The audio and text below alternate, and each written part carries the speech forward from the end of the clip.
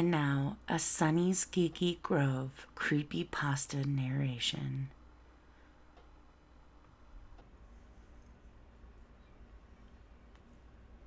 It started when I was 6 years old. I was in school. It was the middle of a reading lesson, and I needed to pee badly. At that age, actually, a fair few kids still wet themselves, and I always got paranoid about embarrassing myself in public like that. I stuck my hand up and told Mrs. Zebby that I needed to use the bathroom. After the usual speech about how I should have gone at break, she gave me the key to the disabled access toilet, as it was the closest one to my classroom. It was the middle of 5th period, and the corridors were empty and seemed cavernous to me. I was a short, scrawny thing back then. I sometimes had trouble with doors, especially unlocking them, and I fumbled for a good minute or two in trying to get the blasted thing open. Anyway, as I sat on the porcelain throne, there came a knocking at the door. "Someone's in here," I called, disgruntled at this disturbance. There came a pause. Then the knocking resumed. It was faster now, more determined. "Wait a minute!" The knocking slowed, and a voice replied, "Let me in. I need to come inside." The speaker's tone was thin and reedy, an adult I didn't recognize. I may have been 6, but I also had a fairly good understanding of bathroom etiquette. Mainly, that you didn't let more than one person into an area only slightly larger than a cupboard. "Go away!" The knocking intensified again, until it was a frantic drumbeat, just a few feet from me and out of sight. I heard the voice shouting something, growing more and more desperate. "Let me in, just open the door, please!" I was terrified by that point. The hammering and yelling were so loud, and yet nobody had come to investigate it. Eventually, my teacher came to find me, angry because I had been gone for almost half an hour. When I refused to open the door to let her in, she got a spare key from the receptionist and then took me to the headmaster's office and called my parents. I was suspended for the rest of the week. I never told anyone what happened. It was a few weeks before my next encounter with this phenomenon. I had just celebrated my 7th birthday, and my family was having a barbecue in my honor. It was a gloriously sunny day, but as soon as we'd set everything up in the allotments behind our house, the cold refused to light. My dad asked me to go and get some fire starters from the shed in the front garden. It was pretty cramped inside, and I wouldn't fit all the way, so I just opened it up, stood on tiptoes to reach the shelf holding my objective, then shut the door. As I turned away, a frantic knocking hit the other side of the door. "Open up, I need to come through!" This voice was not the one I'd heard the month before. It was deeper, more brooding and angry. I said nothing and hurried away. I had no idea what was happening, but it frightened me. As I walked away, there came a final thump, like a fist being slammed against wood, and I heard his voice again. "You little bastard, I'll rip your fucking teeth out. Let me through!"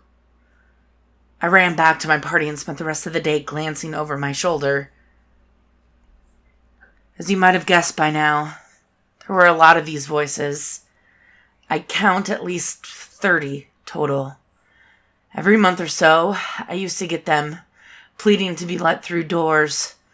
Almost always, it would be immediately after I shut the door behind me, as though these strange entities had been following me. I never told anyone, but to be honest, I kind of just got used to it. It always made me jump, and some of the voices would make me feel uneasy, but I knew that I was safe, so long as I did not open the door. Some of the voices I got used to the extent that I even named them. There was one which always used to appear at my front door at home. We have frosted glass, and I could see a silhouette of an average-sized man wearing a cap of some kind. He never spoke, but occasionally would push envelopes containing blank pieces of paper through the letterbox. I called him the postman. He was one of the more unsettling ones. If I tried to speak to him, He would look up sharply, then begin knocking. I generally left the postman alone. 20 years on, and I have retained as much normalcy as possible. I have plenty of friends, and even have an on and off again relationship with the girl I met last year. Not bad for a guy who wakes up in the middle of the night and listens intently to noises you can't hear on the other side of the door. Yeah, my buddies think I'm strange and kooky, but they put up with it.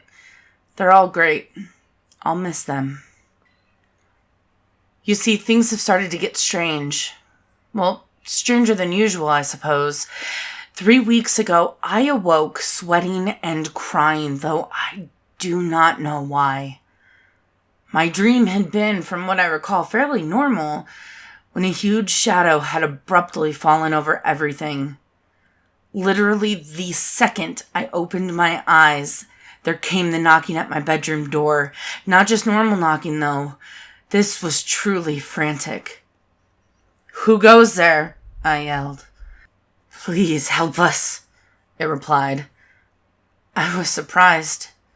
It was the sadistic, angry voice that I remembered from my father's shed on my 7th birthday, but it seemed genuinely sincere. There was a pained tone to it, too, as though the speaker were grievously wounded. I actually found myself pulling back the sheets to get up, but I hesitated. I had never been tempted to open the door. I suppose as a child, I had so rigorously drummed into my head the idea that whatever lay beyond was evil, that it was just common sense. To be quite honest, I came very close to letting that thing in my room that morning. I held out in the end. It got worse. Just 2 days later, I was in my local corner shop. I'd just paid for a bottle of milk and a newspaper when a great force slammed against the shop door. Simultaneously, a voice began screaming a long, keening squeal of pain. I whirled to face the door, but there were so many flyers plastered over the glass that I could only just make out the shape of a woman on the other side, slapping her palms against the window. The shopkeeper stared at me as though I were crazy. In the end, I asked if he had a bathroom I could use, murmured some half-thought-out excuse, and hid there for 10 minutes until the screaming stopped. There were 4 more incidents between then and now, a mixture of screams and tearful begging. The postman stopped by yesterday, too. He knocked politely before sliding his usual letter through the letterbox. Then another. Then another. A total of 10 plain brown envelopes. The postman waited for a few minutes, knocking occasionally, and then he left me alone. Each letter contained a sheet of A4 paper, but somebody had taken a black pen to the pages, scribbling and shading them with such vigor that there were large tears around the center, and the edges were frayed. I shoved them back into their envelopes and tried to put it from my mind. Earlier, my bedroom door shook violently. It wasn't a scream or a howl or a roar that I heard, though. It was just crying. Dozens and dozens of voices sobbing quietly. Another blow struck my door. Plaster flaked from the walls and twirled to the carpet. Still no pleas or bargaining. Just sobbing. Crash! I jumped from my chair. Crash! A hairline crack split the frame of the door in one corner. My phone began to ring, and I heard a sharp rapping at the glass of my window behind the curtains. I tried answering the phone, but it was simply yet more voices crying, not even sobbing, though more like bawling in terror and anguish. I hung up, but it kept ringing, so I took the battery out. I've shoved most of my furniture against the door and window. It's been 3 hours since this latest attempt at entry began. The battering has not abated, nor has the crying. I'm fairly sure that my door won't hold much longer. As for my mediocre barricade, it could be swept aside in 2 minutes. I find myself faced with the very real possibility of death. So I'm writing this memoir of sorts, just in case something does happen. Crash, what do they want? Crash, do they want to hurt me? Crash, they seemed fearless, even malicious before. Crash, what could have driven them to this? Crash, maybe I should open the door. Crash, maybe I should let them in. Silence fell. I realized that even the crying had ceased. For a whole minute I sat there. Then I got up and hurried to my door, eager to escape this claustrophobic situation. Perhaps I'd go outside where I could be far away from any doors and the damned knocking. I pulled away my barricade and turned the handle. Locked. Kneeling, I peered through the keyhole. Behind my bedroom door was not the corridor that I remembered, but another room, some kind of library or classroom, I think. It seemed unoccupied, but for one kid sitting with his back to me. I banged on the door. Hey, kid, let me out, okay? He glanced over his shoulder. Yeah, over here. Could you open the door, please? I can't. I'm in detention. I'm not supposed to talk to anyone. Go away. He turned from me, confused and exacerbated. I began to stand up. A loud bang shattered the silence once more. I realized it sounded like a fist being pounded against glass. My window! I heard it again, but this was not the frantic knocking of somebody wanting to get inside. This was not even an attempt to break in.